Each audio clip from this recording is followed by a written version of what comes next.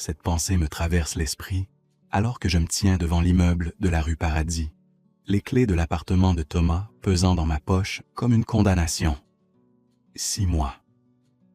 6 mois depuis que mon meilleur ami, mon frère de cœur, s'est éteint dans un lit d'hôpital stérile, me laissant seul avec des souvenirs qui me hantent chaque nuit. 6 mois depuis que le cancer lui a arraché la vie à seulement 44 ans. Beaucoup trop jeune, beaucoup trop tôt. Et maintenant, je suis là, à 46 ans, face à la tâche impossible de liquider son héritage, de transformer 30 ans d'amitié en signature sur des documents légaux, en objets à trier, à vendre, à distribuer. Comme si on pouvait réduire une vie à des biens matériels. Raphaël, la voix derrière moi me fait sursauter. Je me retourne lentement, sachant déjà qui je vais trouver. Mes doigts se crispent involontairement autour des clés. Mathieu, le veuf, le mari que Thomas aimait plus que sa propre vie. Il se tient à quelques mètres, les bras chargés de cartons vides, et je suis frappé par sa transformation. Les 6 derniers mois l'ont amaigri, creusé ses traits.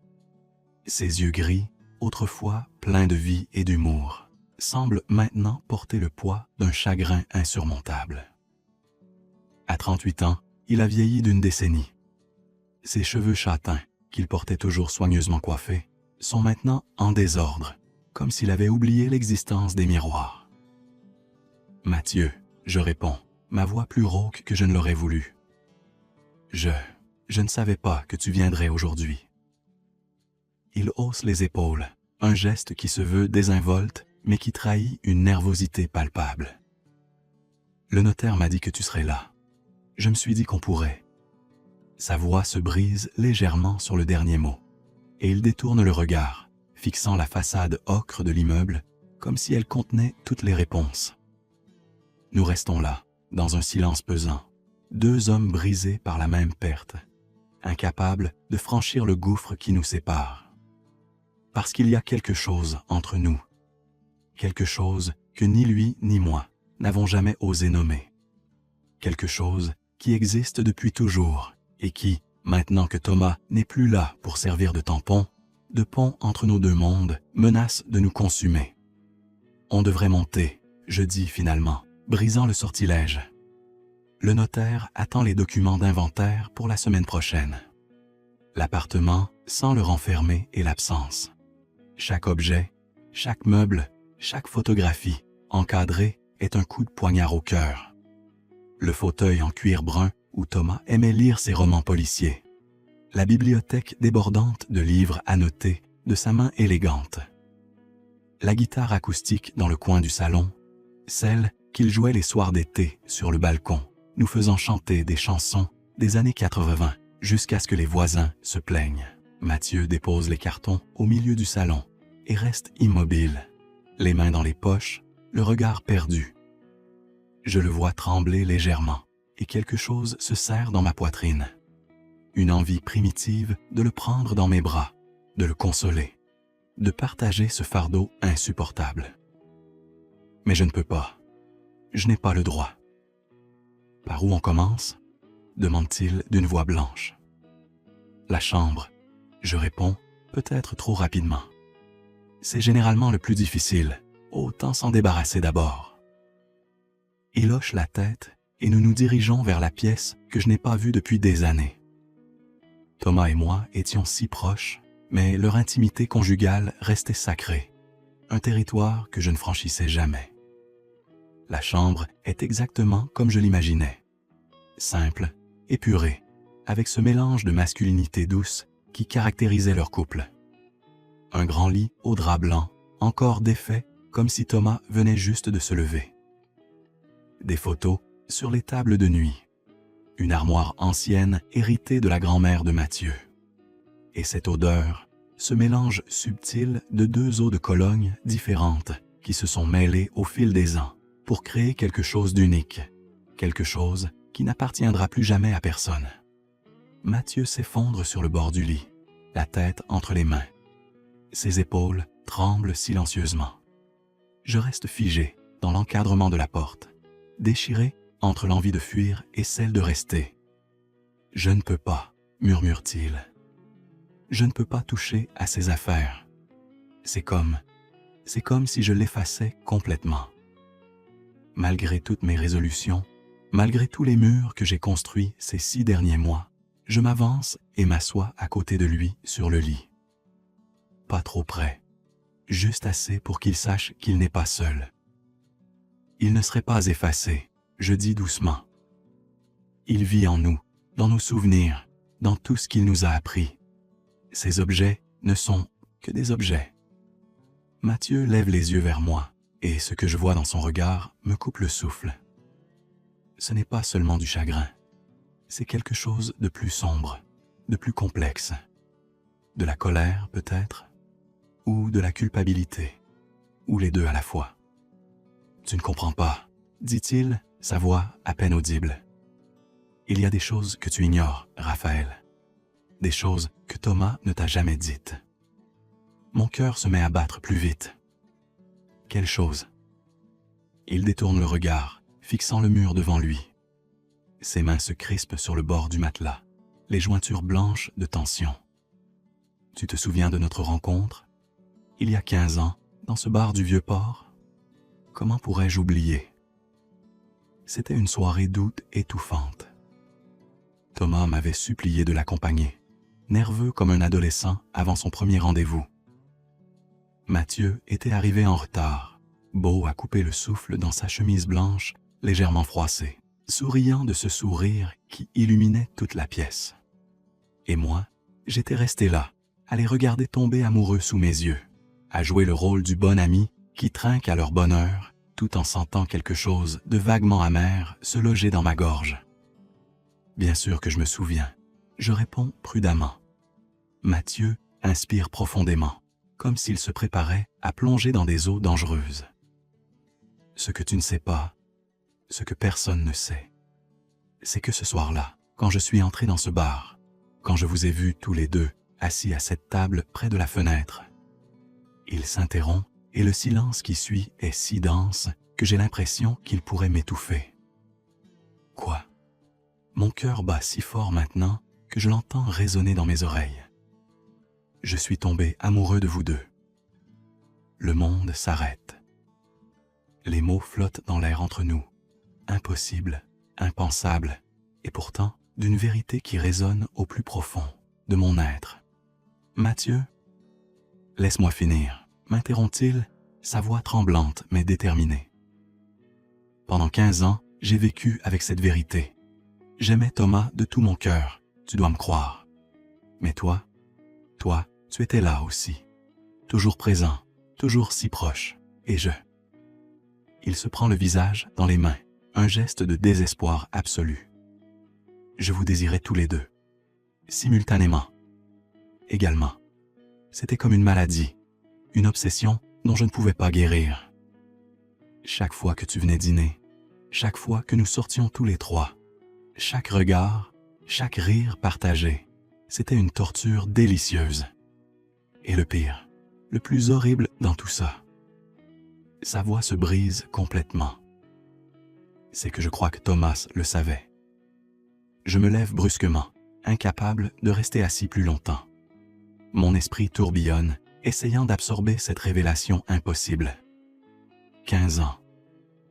15 années où j'ai cru être seul à porter ce fardeau secret, à ressentir cette attirance interdite que j'étouffais chaque fois qu'elle menaçait de surface. Comment? Ma voix tremble. Comment peux-tu être sûr qu'il le savait?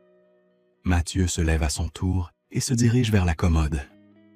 Il ouvre le tiroir du haut et en sort une enveloppe jaunie, marquée de l'écriture élégante de Thomas. Mon nom est écrit dessus. Il m'a demandé de te la donner, dit-il en me l'attendant, après sa mort. Mais je n'ai pas pu. Pas immédiatement. Parce que je savais, d'une certaine façon, ce qu'elle contenait. Mes mains tremblent quand je prends l'enveloppe. Le papier est doux sous mes doigts, légèrement froissé, comme s'il avait été manipulé plusieurs fois. Je l'ouvre lentement, mon cœur battant à tout rompre, et commence à lire. « Mon cher Raphaël, Si tu lis cette lettre, c'est que je ne suis plus là. J'espère que ma fin aura été paisible, que tu auras été présent et que Mathieu ne souffre pas trop. Mais je te connais et je sais que tu souffres en silence, comme tu l'as toujours fait. Il est temps que tu saches la vérité. Je sais ce que tu ressens pour Mathieu. Je l'ai toujours su. Dès le début, dès cette première soirée où nos trois destins se sont entrelacés. Je voyais la façon dont tu le regardais quand tu pensais que personne ne faisait attention. Je voyais la tension dans tes épaules chaque fois qu'il te touchait innocemment. Je voyais la douleur dans tes yeux chaque fois que nous parlions de notre avenir ensemble. Et tu veux savoir le plus fou? Ça ne m'a jamais dérangé. Au contraire. Quelque part, d'une manière tordue que je n'ai jamais complètement comprise, ça rendait notre amitié encore plus précieuse. Parce que tu m'aimais assez pour ne jamais agir sur tes sentiments. Parce que tu respectais notre relation plus que tes propres désirs. Mais voilà ce que tu ignores. Mathieu ressent la même chose. Il vous aimait, tous les deux, moi et toi. Pendant 15 ans, nous avons vécu ce triangle étrange, chacun aimant l'autre d'une manière différente, mais tout aussi intense. J'aurais dû en parler de mon vivant. J'aurais dû être assez courageux pour mettre les choses au clair. Mais j'avais peur. Peur de briser l'équilibre fragile que nous avions trouvé.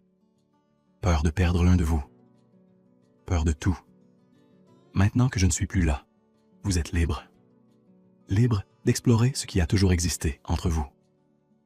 Libre de vous pardonner, de vous permettre d'être heureux. Parce que c'est ce que je veux. Je veux que vous viviez. Je veux que vous aimiez.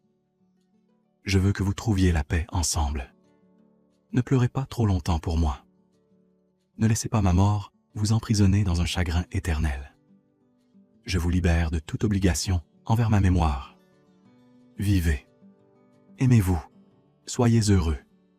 Et si vous ne pouvez pas, si c'est trop pour vous, alors au moins, prenez soin l'un de l'autre. C'est tout ce que je demande. Je vous aime tous les deux, toujours. Thomas.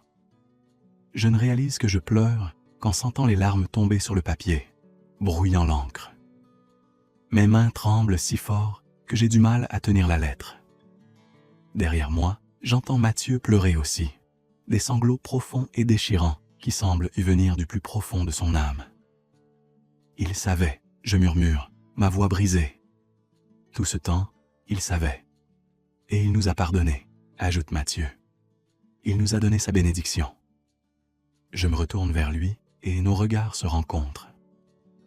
Dans ses yeux gris, je vois refléter mon propre tourment, ma propre confusion, mon propre désir. 15 ans de sentiments refoulés, de désirs étouffés, de culpabilité qui nous ronge. Qu'est-ce qu'on fait maintenant? Demande-t-il, et dans sa voix, j'entends une vulnérabilité que je n'ai jamais perçue auparavant. Je ne sais pas, je réponds honnêtement. Je ne sais pas comment faire ça. Comment passer d'amis à quoi exactement? Il s'approche lentement, comme on approcherait un animal blessé. La distance entre nous se réduit à quelques centimètres, et je peux sentir la chaleur de son corps, cette proximité interdite qui me fait vibrer de la tête aux pieds. Peut-être qu'on ne devrait pas, dit-il doucement. Peut-être que c'est mal, que c'est trop tôt, que c'est trahir sa mémoire malgré sa lettre. Mais je ne peux plus faire semblant. Ses yeux s'ancrent dans les miens, et je vois tant de choses dans ce regard. Du désir, oui, mais aussi de la peur, de la culpabilité, du chagrin. Je ne peux plus faire comme si tu n'existais pas, comme si je ne pensais pas à toi chaque jour depuis 6 mois, comme si l'idée d'être près de toi ne me terrifiait pas et ne m'excitait pas en même temps. Mon souffle se bloque dans ma gorge. Mathieu. Dis-moi que je suis fou, murmure-t-il, sa main se levant lentement vers mon visage, mais s'arrêtant juste avant de me toucher. Dis-moi que c'est juste le chagrin qui parle, que dans quelques mois, nous regarderons en arrière et serons horrifiés par cette conversation. je devrais dire exactement ça. Je devrais mettre fin à cette folie avant qu'elle ne commence. Mais les mots qui sortent de ma bouche sont différents. Tu n'es pas fou, et moi non plus. Sa main touche finalement mon visage, et c'est comme si un courant électrique traversait tout mon corps. Ses doigts tremblent contre ma joue, hésitant, comme s'il testait la réalité de ce moment. Mes yeux se ferment involontairement, et je m'autorise, pour la première fois en 15 ans, à savourer cette sensation. C'est mal, dit-il, mais sa voix manque de conviction. Je sais. Thomas est mort il y a seulement 6 mois. Je sais. Les gens diraient que nous trahissons sa mémoire. Je sais. Alors pourquoi? Sa voix se brise. Pourquoi est-ce que ça fait si bon? Je ouvre les yeux et le regarde, vraiment le regarde. Les larmes coulent sur son visage, ses lèvres tremblent, et dans ses yeux, je vois le reflet de ma propre bataille intérieure. Le désir contre la décence, l'amour contre le devoir, le besoin de vivre contre l'obligation de pleurer. Parce que c'est vrai, je murmure. Parce que c'est là depuis toujours, et refuser de le reconnaître ne changera rien. Il se penche légèrement vers moi, et je peux sentir son souffle contre mes lèvres. Le monde entier se réduit à cet espace minuscule entre nous, à cette tension insoutenable qui menace de nous briser ou de nous sauver. Si on franchit cette ligne, dit-il, ses lèvres à quelques millimètres des miennes, on ne pourra pas revenir en arrière. Je sais. Raphaël. Mon nom sur ses lèvres est comme une prière et une malédiction à la fois. Et dans ce moment suspendu, avec les fantômes de notre passé qui nous observent et les incertitudes de notre futur qui nous attendent, je prends une décision. Je ferme la distance entre nous. Le baiser est doux au début, presque timide, comme si nous testions tous deux les limites de ce nouveau territoire. Ses lèvres sont salées par les larmes, chaudes et tremblantes. Mes mains trouvent son visage, mes pouces effaçant doucement les traces humides sur ses joues. Il gémit faiblement contre ma bouche, et ce son me brise et me guérit simultanément. Puis quelque chose change. Le baiser s'approfondit, devient plus urgent, plus désespéré. 15 ans de désir contenu explosent entre nous. Ses mains s'agrippent à ma chemise, me tirant plus près, et je réponds avec la même intensité, années d'abstinence et de refoulement se déversant dans ce contact. Nous nous séparons brusquement, tous deux haletants, horrifiés et exaltés par ce qui vient de se passer. Mon Dieu, souffle Mathieu, reculant de quelques pas. Qu'est-ce qu'on a fait? Je passe une main tremblante dans mes cheveux, incapable de formuler une réponse. Mon corps vibre encore de ce contact interdit, de cette transgression délicieuse et terrifiante. On devrait... Je cherche mes mots. On devrait continuer l'inventaire. C'est la chose la plus absurde qu'on puisse dire dans ces circonstances, mais c'est tout ce que je trouve. Nous restons là, nous regardant comme deux étrangers, alors qu'une minute plus tôt, nous étions plus intimes, que nous ne l'avons jamais été. Mathieu hoche lentement la tête, essuyant son visage avec le dos de sa main. Oui, tu as raison. Le travail. On est là pour ça. Nous passons l'heure suivante dans un silence pesant, triant les vêtements de Thomas, pliant, rangeant, essayant de ne pas penser à ce qui vient de se passer. Mais c'est impossible. Chaque fois que nos mains se frôlent accidentellement, un courant électrique passe entre nous. Chaque fois que nos regards se croisent, nous détournons rapidement les yeux, incapables de supporter l'intensité de ce qui y brûle. Pause, annonce finalement Mathieu, sa voix fatiguée. J'ai besoin d'air. Nous sortons sur le balcon, celui où Thomas jouait de la guitare les soirs d'été. La vue sur Marseille s'étend devant nous, le vieux port scintillant au loin sous le soleil de l'après-midi. Le Mistral souffle doucement, apportant avec lui l'odeur de la mer et des promesses d'orage. Avant de vous connaître, commence Mathieu, les mains sur la rambarde. J'ai eu une histoire assez compliquée. J'étais amoureux d'un homme qui ne pouvait pas choisir entre moi et sa femme. Ça a duré 3 ans. 3 années de mensonges, de rendez-vous secrets, de promesses jamais tenues. Il se tourne légèrement vers moi. Quand je l'ai finalement quitté, je me suis juré que plus jamais je ne serais le secret de quelqu'un. Plus jamais je n'aimerais à moitié, dans l'ombre. Et puis, j'ai rencontré Thomas, et pour la première fois de ma vie, j'ai su ce que c'était d'être choisi, d'être aimé ouvertement, fièrement. « Pourquoi tu me racontes ça ?» Je demande doucement. « Parce que je veux que tu comprennes, » dit-il, se tournant complètement vers moi. Ce que j'ai ressenti pour toi pendant toutes ces années, ce n'était pas juste une passade ou une curiosité. C'était réel, c'était profond, et ça me rongeait de l'intérieur parce que je ne pouvais pas l'exprimer, je ne pouvais pas l'explorer, je ne pouvais même pas le reconnaître. Il fait une pause et je vois les larmes briller à nouveau dans ses yeux. Et maintenant, Thomas n'est plus là, et je devrais être en deuil. Je devrais me concentrer sur ma peine, mais tout ce que je peux penser, c'est toi. Et ça me dégoûte. Ça me rend malade de culpabilité. Parce que comment puis-je désirer quelqu'un d'autre, alors que l'homme que j'ai épousé est mort depuis à peine 6 mois? Je m'approche de lui, lentement, laissant mes propres murs s'effondrer un peu. Tu veux savoir un secret? Je dis doucement. Le jour où Thomas est mort, j'étais à l'hôpital. Je tenais sa main pendant que tu étais sorti prendre l'air. Ses derniers mots pour moi ont été « Prends soin de lui ». Et tu sais ce que j'ai pensé dans ce moment, alors que mon meilleur ami mourait devant mes yeux. Ma voix se brise, mais je continue. J'ai pensé que peut-être, enfin, j'aurais une chance, et j'ai eu honte de cette pensée. Tellement honte que je n'ai pas pu te regarder en face pendant des semaines après. Comment pouvais-je penser à toi, à nous, alors que Thomas était encore chaud dans son lit de mort? Mathieu me regarde avec une intensité qui me fait trembler. « Nous sommes vraiment monstrueux, n'est-ce pas ?» dit-il avec un rire amer. « Ou juste humains, je réponds. Trop humains, peut-être. » Nous restons là, sur ce balcon, hantés par des souvenirs de rire et de musique. 2 hommes déchirés entre le chagrin et le désir, entre le passé et l'avenir, entre ce qui est juste et ce qui est vrai. « Alors, qu'est-ce qu'on fait ?» demande Mathieu finalement.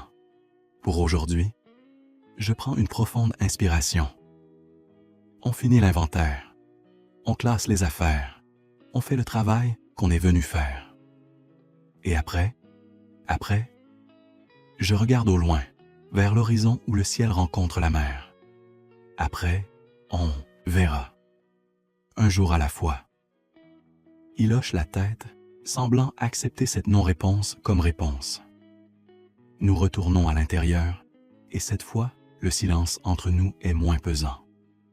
Nous travaillons côte à côte, triant, rangeant, transformant lentement l'appartement de Thomas en un espace neutre, en une page blanche. Mais c'est quand nous arrivons au bureau de Thomas que tout s'effondre à nouveau. Dans le tiroir du bas, sous une pile de vieux magazines, Mathieu trouve une boîte. Une simple boîte en bois, verrouillée par un petit cadenas. Nos regards se croisent, une question silencieuse suspendue entre nous. « Tu sais ce qu'il y a dedans ?» je demande. Il secoue la tête. Je ne savais même pas qu'elle existait. Nous cherchons la clé pendant 20 minutes avant de la trouver cachée dans un livre, ironiquement, un recueil de poèmes de Rimbaud. Quand Mathieu ouvre la boîte, nous restons tous deux silencieux, stupéfaits par son contenu. Des photos, des dizaines de photos, mais pas n'importe quelle photo. Moi, Mathieu, ensemble, séparés, des clichés pris à notre insu au fil des années. Un repas entre amis où nos regards se croisent. Une randonnée où je marche juste derrière Mathieu, mes yeux fixés sur sa nuque. Un moment sur une plage où Mathieu me regarde avec une expression que je n'avais jamais remarquée, sur le moment mais qui, capturée ainsi, est indéniable. Du désir, de l'affection, de la nostalgie pour quelque chose qui n'a jamais eu lieu. Il documentait, murmure Mathieu, sa voix remplie d'émerveillement et d'horreur. Il photographiait, nous. Mais ce n'est pas tout. Sous les photos, il y a des lettres. Des lettres que Thomas n'a jamais envoyées, adressées tantôt à moi, tantôt à Mathieu, tantôt à nous deux. Je commence à en lire une et mon cœur se serre. Mes chers amours, c'est bizarre d'écrire ça. Mes amours, au pluriel, comme si j'avais le droit d'aimer deux personnes à la fois, d'une manière différente mais tout aussi intense. Raphaël, mon frère, mon confident, celui qui me connaît depuis toujours. Et Mathieu, mon mari, mon partenaire, celui qui a choisi de m'aimer pour toujours. Mais ce que personne ne sait, c'est que vous vous aimez aussi. Vous ne le savez peut-être même pas vous-même, ou vous refusez de le reconnaître. Mais moi, je le vois. Je l'ai toujours vu. Et au lieu d'en être jaloux, au lieu d'en souffrir, je trouve ça beau. Comme si nos trois âmes étaient destinées à se rencontrer, à s'entrelacer, d'une manière que la société ne peut pas comprendre. Si je meurs avant vous deux, et mon médecin me dit que c'est une possibilité réelle maintenant, je veux que vous sachiez que je vous libère. Je vous libère de toute culpabilité, de toute obligation. Aimez-vous. Prenez soin l'un de l'autre. Continuez à vivre. Ne restez pas prisonnier de ma mémoire. Ce serait la plus grande trahison que vous pourriez me faire. Mes mains tremblent tellement que je dois poser la lettre. À côté de moi, Mathieu lit une autre, les larmes coulant silencieusement sur ses joues. Il savait tout, je murmure. Depuis le début, il savait tout. Et il nous aimait quand même, ajoute Mathieu. Il nous aimait peut-être même plus à cause de ça.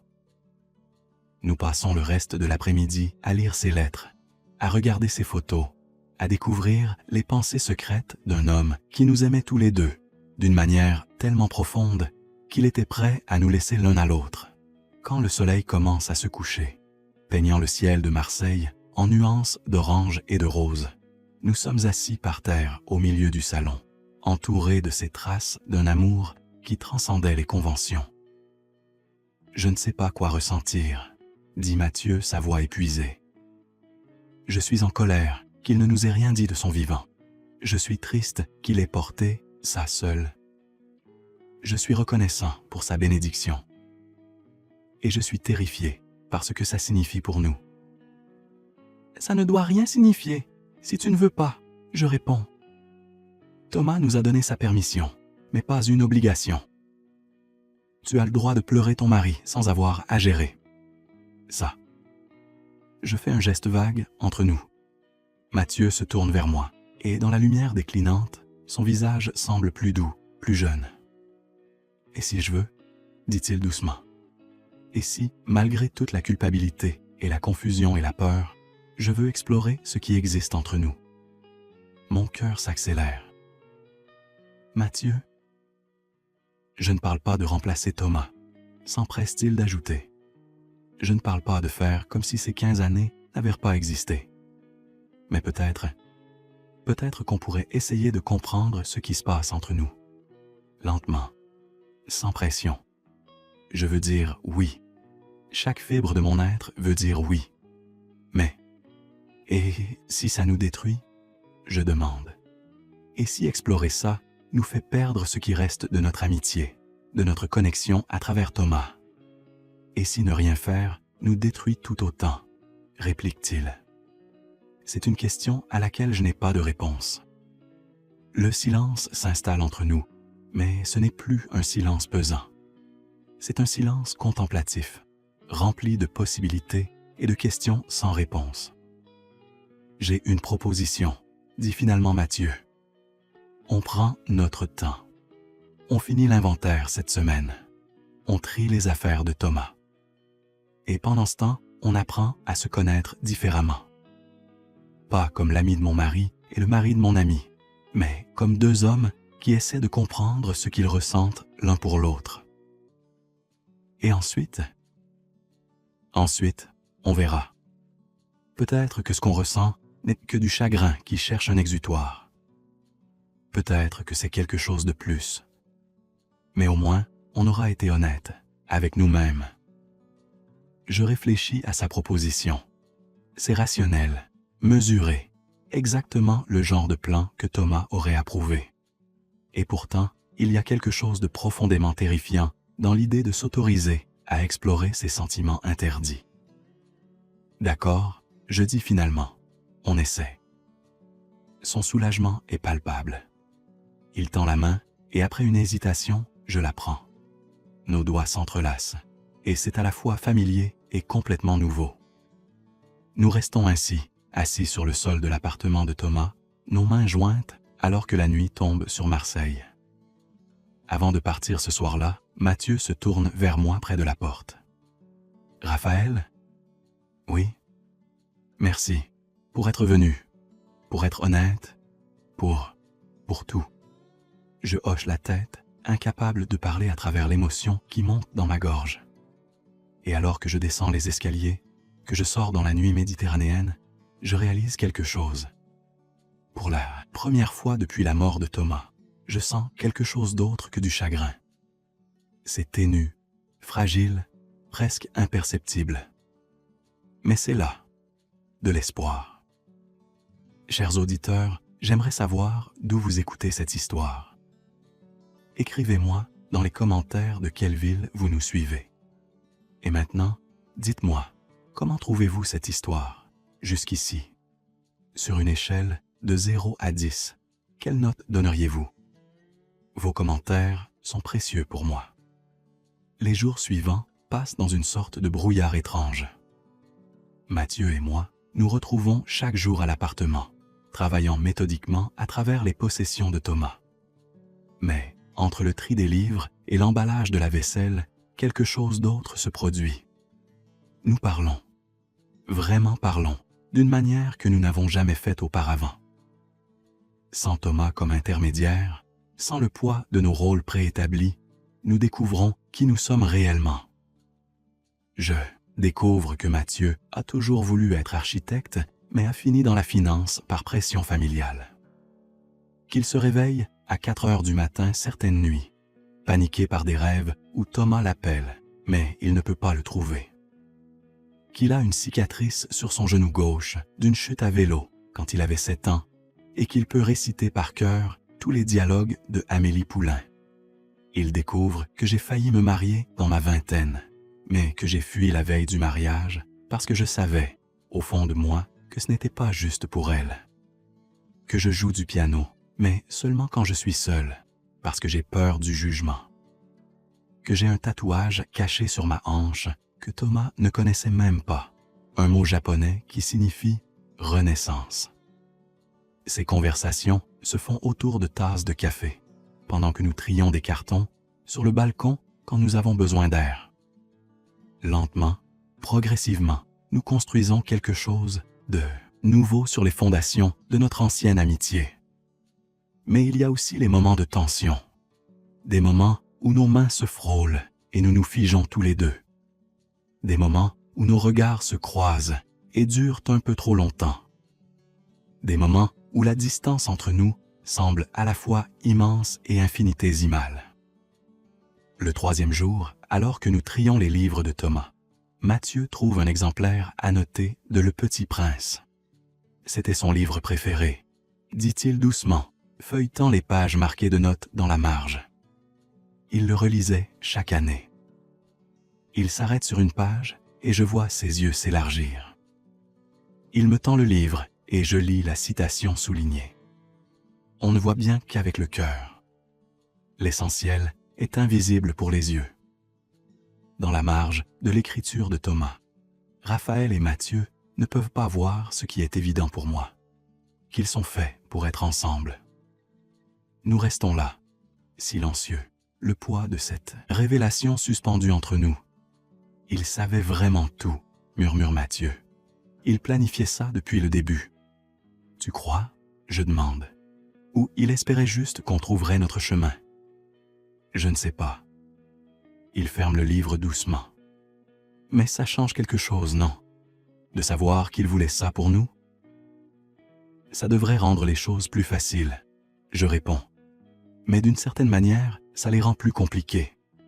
Comme si on avait une obligation envers lui. Mathieu pose le livre et se tourne complètement vers moi. Raphaël, je dois te dire quelque chose. Et je veux que tu sois complètement honnête avec moi, d'accord? J'acquiesce, mon cœur battant plus vite. Ce que je ressens pour toi, commence-t-il lentement, choisissant ses mots avec soin. Ce n'est pas nouveau. Ce n'est pas juste du chagrin qui cherche un exutoire, ou de la solitude, ou le besoin de me sentir connecté à Thomas à travers toi. C'est quelque chose qui a toujours été là, qui a grandi pendant 15 ans comme une plante dans l'ombre, attendant juste un rayon de lumière pour enfin pouvoir s'épanouir. Il fait une pause, ses yeux cherchant les miens. Et je sais que c'est trop tôt. Je sais que c'est inapproprié. Je sais que les gens nous jugeraient si jamais ils savaient. Mais je suis fatigué de mentir, Raphaël. Je suis fatigué de prétendre que je ne ressens pas ce que je ressens. Mon souffle se coupe. Mathieu, laisse-moi finir. Sa voix tremble légèrement. Je ne te demande rien. Je ne m'attends à rien. Je veux juste que tu saches que quand je te regarde, je vois quelqu'un que je pourrais aimer. Que je veux aimer. Pas comme j'aimais Thomas. Ça, c'était unique, irremplaçable. Mais différemment. D'une manière nouvelle. Les larmes brouillent ma vision. Comment puis-je répondre à ça? Comment puis-je lui dire que je ressens la même chose sans avoir l'impression de trahir toutes ces années où j'ai caché ces sentiments?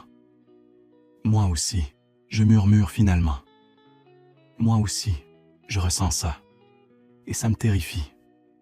Il s'approche, et cette fois, je ne recule pas. Nos fronts se touchent, et nous restons ainsi, respirant le même air, partageant le même espace. On n'est pas obligé de décider quoi que ce soit maintenant, dit-il doucement. On peut juste être. Être quoi?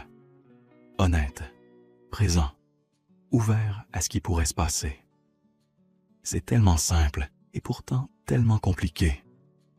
Mais debout là, dans cet appartement, rempli des souvenirs d'un homme que nous avons tous deux aimé, ça semble être la seule chose qui ait du sens.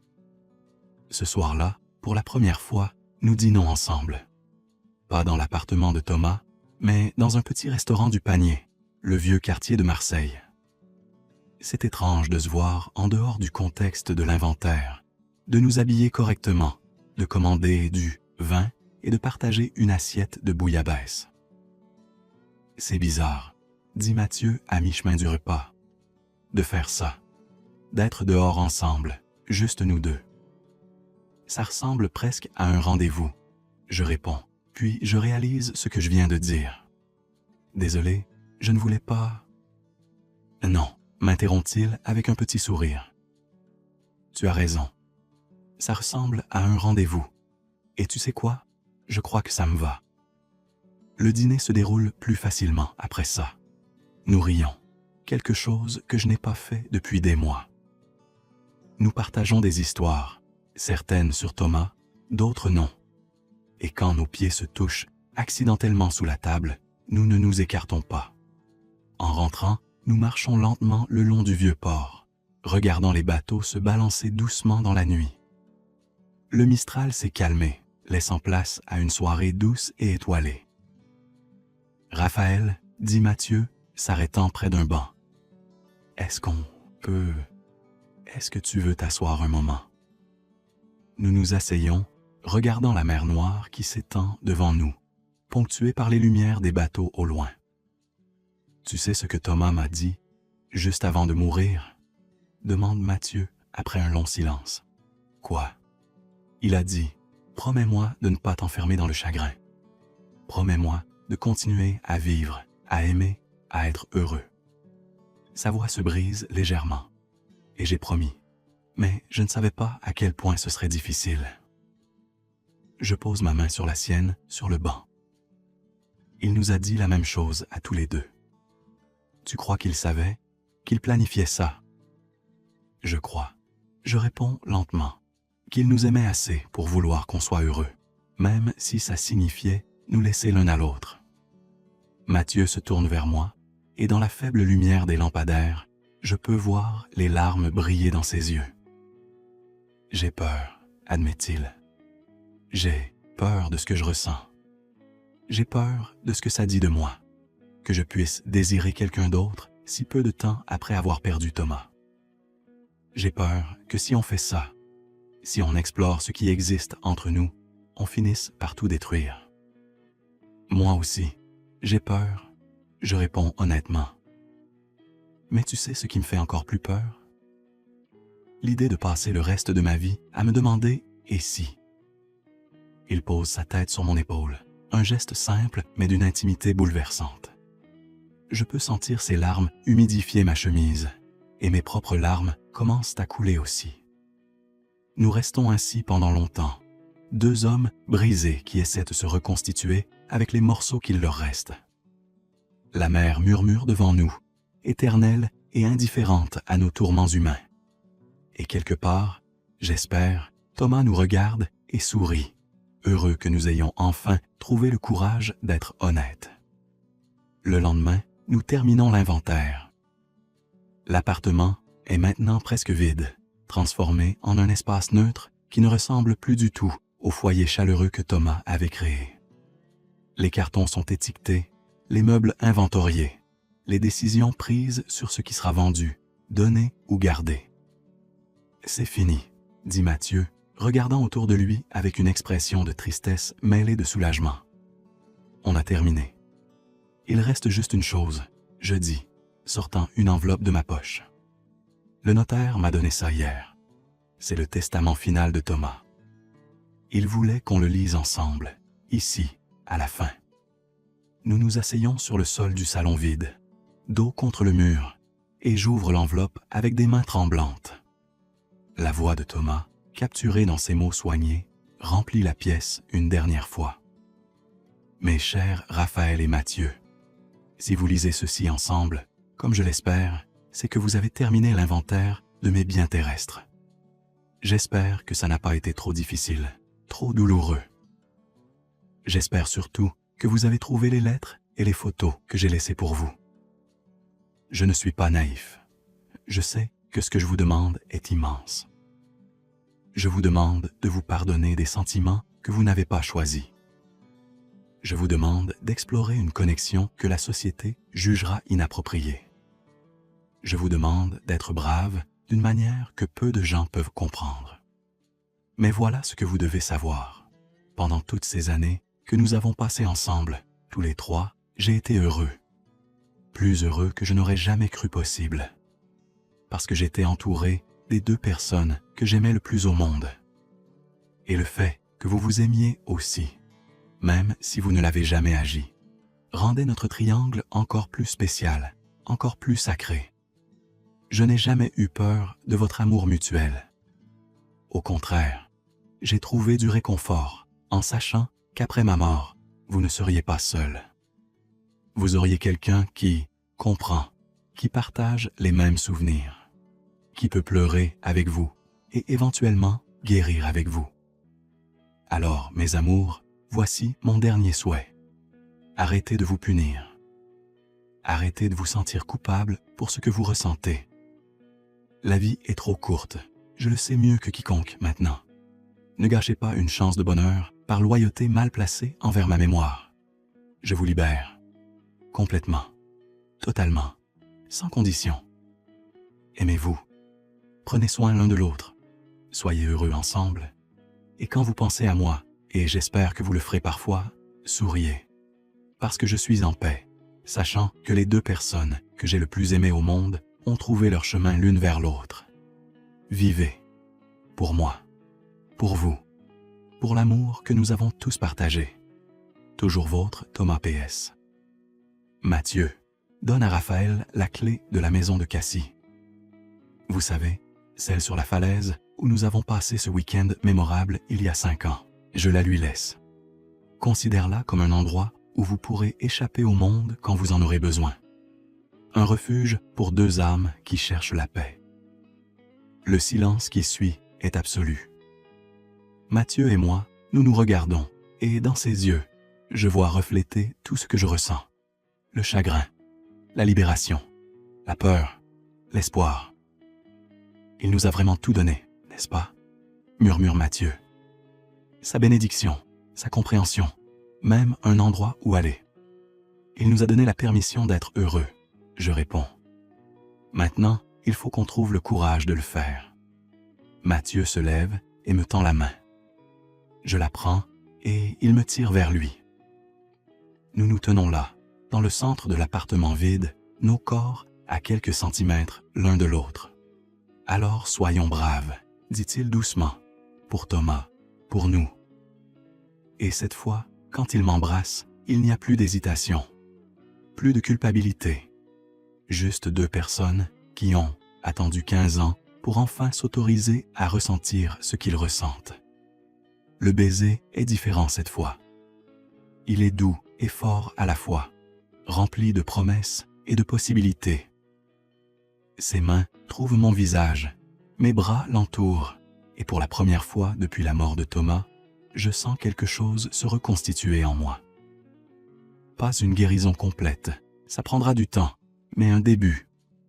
Quand nous nous séparons, nous sommes tous deux à bout de souffle, nos fronts pressés l'un contre l'autre. « Qu'est-ce qu'on fait maintenant ?» demande Mathieu. « On va à Cassis », je réponds sans hésitation. On prend ce week-end que Thomas nous a laissé. On apprend à être ensemble, loin des regards, loin des jugements. Et on voit ce qui se passe. Il sourit, et c'est le premier vrai sourire que je lui vois depuis la mort de Thomas. D'accord, allons à Cassis. 3 jours plus tard, nous sommes dans la petite maison sur la falaise, regardant le soleil se coucher sur la Méditerranée. L'endroit est exactement comme je me le rappelle. Isolé, paisible, avec une vue à couper le souffle sur les calanques. Ces 3 jours ont été transformateurs. Nous avons parlé pendant des heures, déballant 15 ans de non-dits. Nous avons pleuré, pour Thomas, pour nous-mêmes, pour toutes les années perdues. Nous avons ri aussi, redécouvrant le plaisir simple d'être en compagnie de l'autre, sans le poids écrasant de nos rôles prédéfinis. Et oui, nous nous sommes touchés. Pas d'une manière explicite ou déplacée, mais avec la tendresse de 2 personnes qui apprennent lentement comment être ensemble. Des mains qui se cherchent, des baisers qui deviennent plus confiants, une intimité qui grandit naturellement, sans précipitation. « Tu sais ce qui est étrange ?» dit Mathieu ce soir-là, alors que nous sommes assis sur la terrasse avec un verre de vin. « Je ne me sens pas coupable. Pas ici, pas maintenant. Moi non plus, j'admets. C'est comme si Thomas était ici avec nous, nous donnant sa bénédiction. Tu crois aux fantômes? Je réfléchis à la question. Je crois que les gens qu'on aime ne nous quittent jamais vraiment. Ils vivent dans nos choix, dans nos actions, dans la façon dont ils nous ont transformés. Mathieu se tourne vers moi, ses yeux brillants dans la lumière déclinante. Thomas m'a appris à aimer ouvertement, à ne pas avoir peur de l'intimité. Et maintenant, il m'apprend à laisser partir, à accepter qu'aimer quelqu'un d'autre ne diminue pas ce que nous avions. Il m'a appris la loyauté, j'ajoute. Et maintenant, il m'apprend que la vraie loyauté, ce n'est pas rester figé dans le passé, mais honorer quelqu'un en continuant à vivre pleinement. Nous restons silencieux un moment, écoutant le bruit des vagues qui s'écrasent contre les rochers en contrebas. Raphaël? Oui, je pense que je pourrais tomber amoureux de toi. Sa voix est douce, hésitante. Si tu me laisses, si on se laisse cette chance. Mon cœur se serre, une douleur douce et exquise. Je pense que je suis déjà en train de tomber amoureux de toi, j'avoue. Ça fait 15 ans que je tombe, en fait. Lentement, silencieusement. Et maintenant, enfin, je peux le dire à voix haute. Il se lève et me tend la main. Viens, je veux te montrer quelque chose. Il me guide à l'intérieur, vers la chambre principale.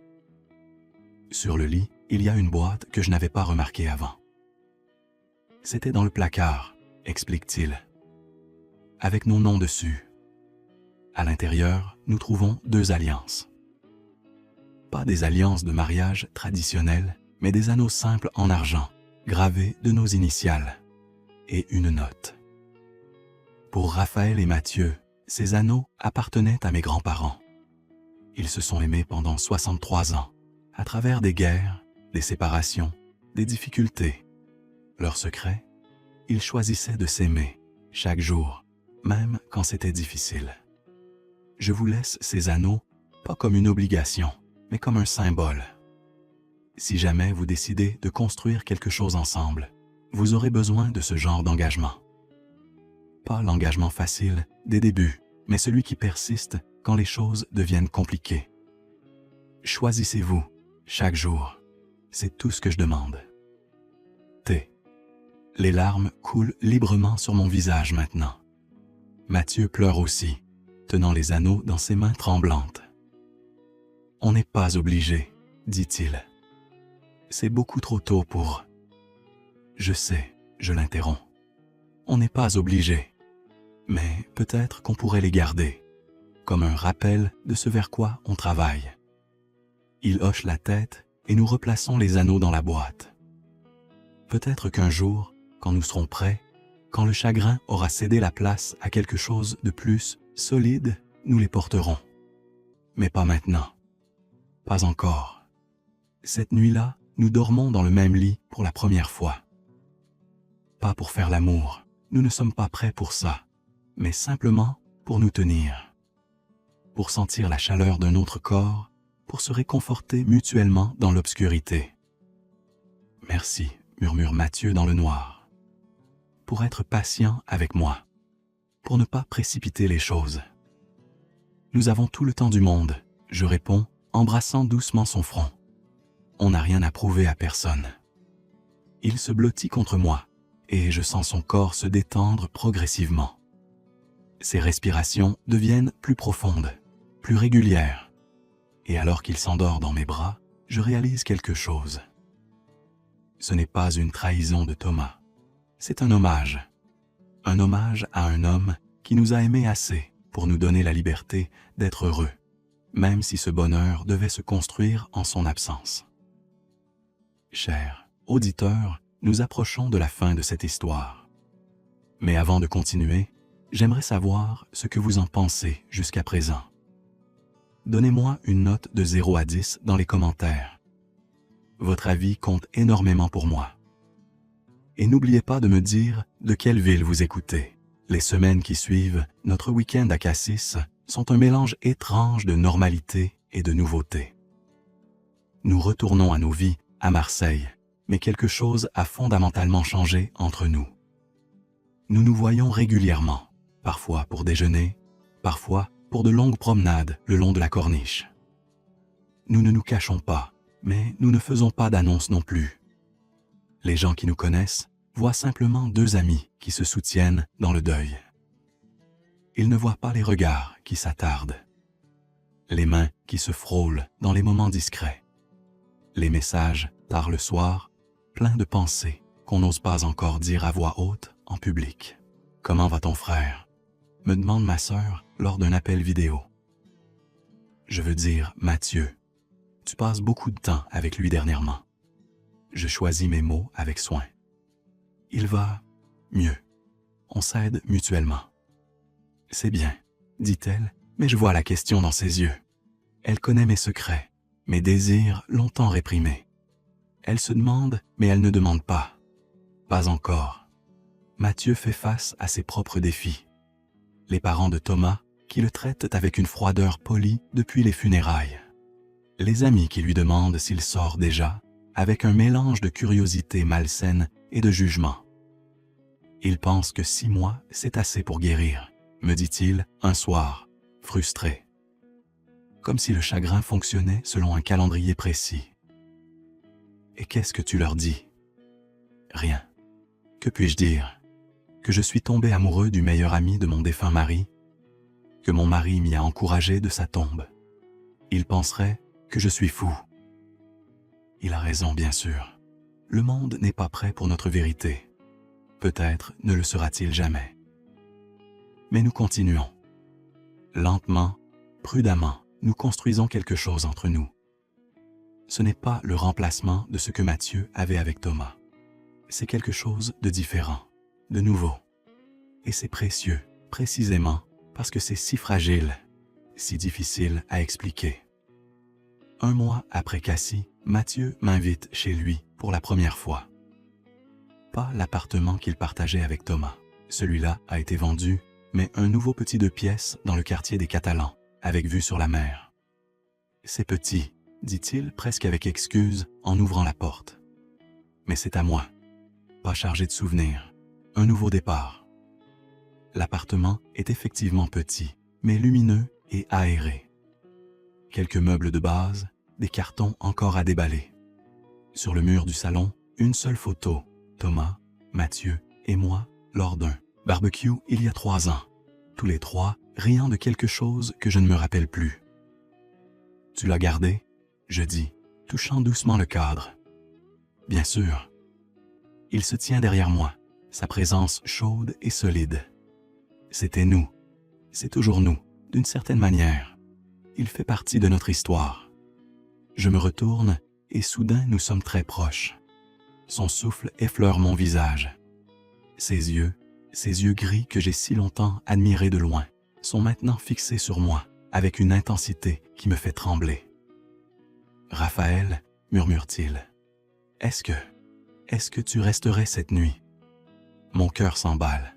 « Mathieu, je ne te demande pas de... » Il hésite, cherchant ses mots. « Je veux juste ne pas être seul. Je veux me réveiller et te voir là. Est-ce trop demandé? » Non, je réponds doucement. Ce n'est pas trop demandé. Cette nuit-là, nous explorons une nouvelle forme d'intimité. Pas sexuelle, nous ne sommes toujours pas prêts pour ça, mais émotionnelle, profonde.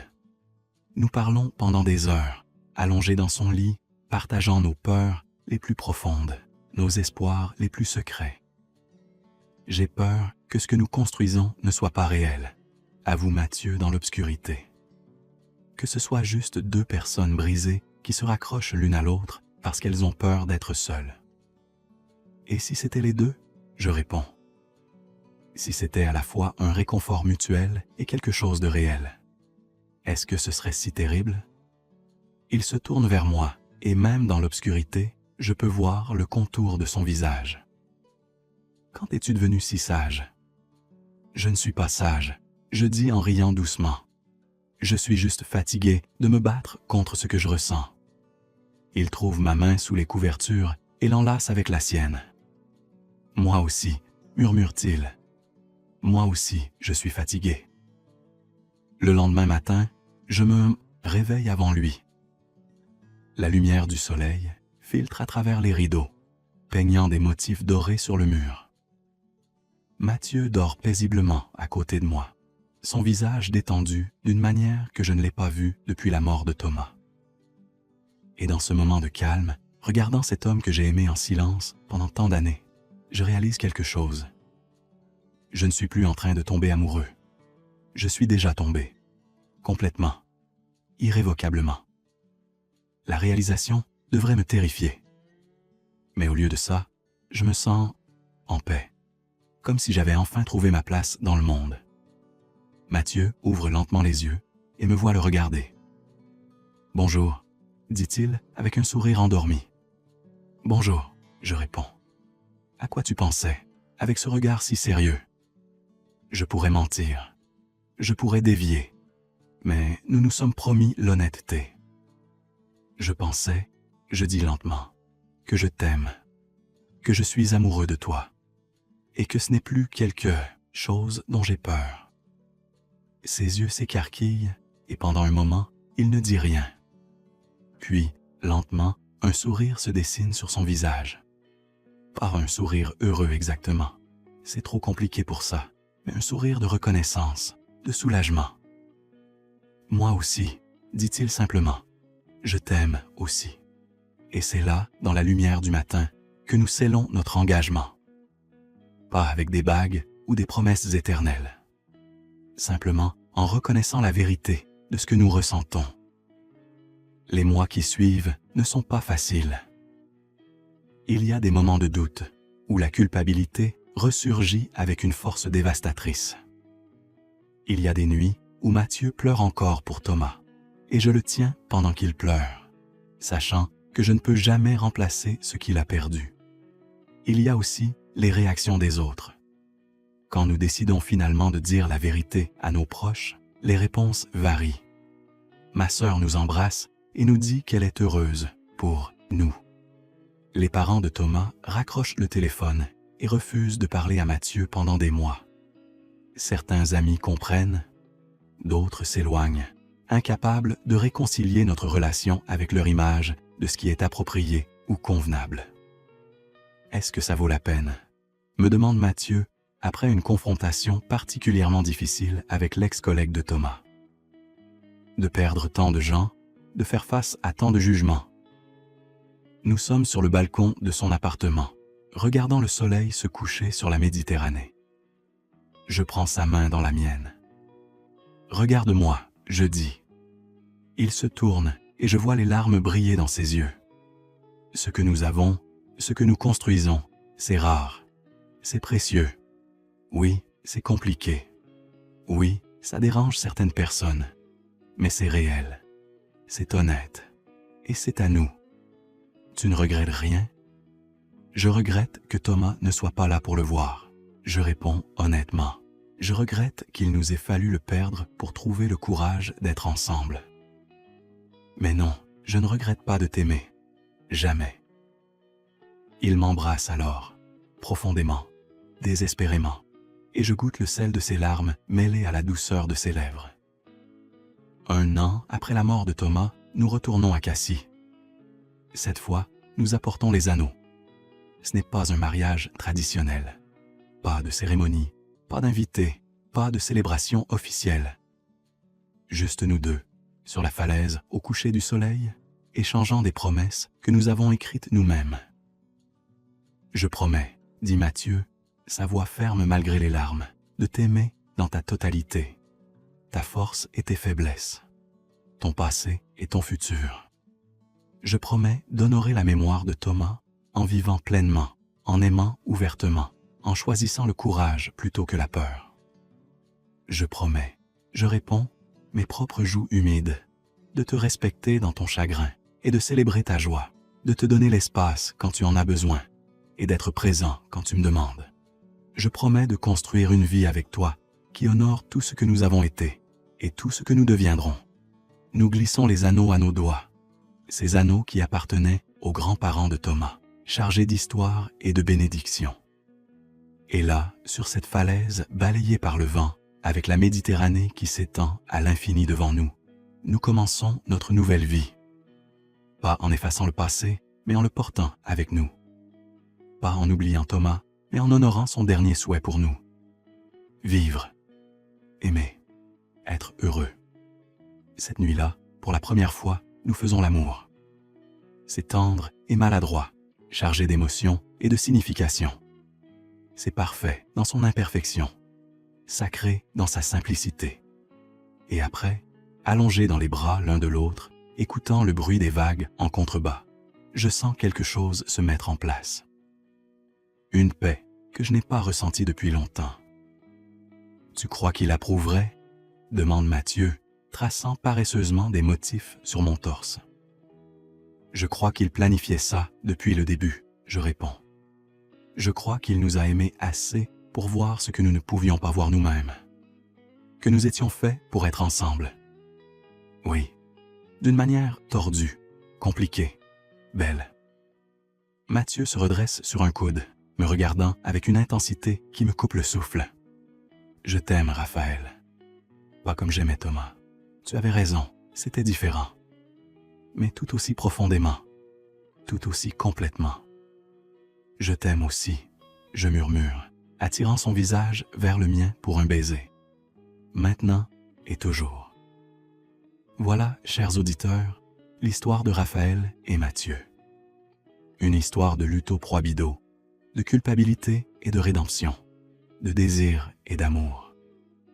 Une histoire qui nous rappelle que la vie continue, même après la plus grande perte, que l'amour peut prendre des formes inattendues, et que parfois, honorer la mémoire de ceux que nous avons aimés signifie avoir le courage de continuer à vivre, de continuer à aimer. Alors, une dernière fois, j'aimerais savoir ce que vous avez pensé de cette histoire. Donnez-moi une note de 0 à 10 dans les commentaires. Et n'oubliez pas de me dire de quelle ville du monde vous avez écouté cette histoire. Vos commentaires et votre soutien signifient tout pour moi. Merci de m'avoir accompagné dans ce voyage émotionnel. À la prochaine fois, prenez soin de vous et n'ayez jamais peur d'aimer.